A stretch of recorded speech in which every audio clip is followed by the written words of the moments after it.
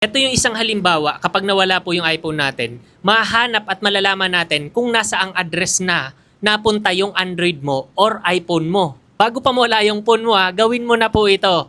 Tara, ituro ko sa'yo. Sa iPhone muna tayo. Pindutin mo ang settings ng iPhone mo, pindutin mo po yan. Tapos makikita mo po ang Find My.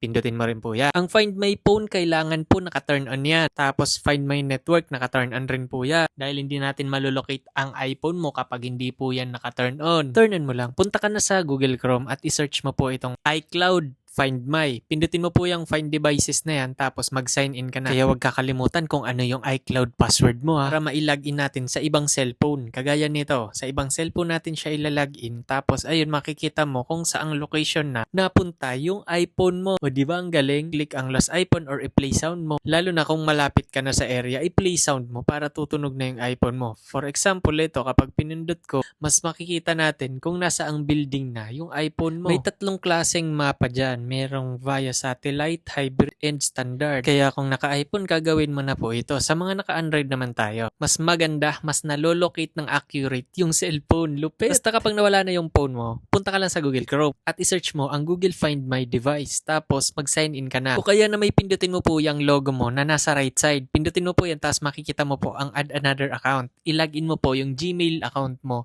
na nakalagin dun sa nawawalang cellphone mo. Pindutin mo na yung cellphone mo kung alin po dyan, tapos makikita mo turn up pa. Once na na-turn on na yan, makikita mo na po yung kulay blue na yan na cellphone. Pindutin mo po yan at makikita mo na pinaka-accurate na location kung nasaan man siya. Pero kung ayaw na sa'yo, hayaan mo na.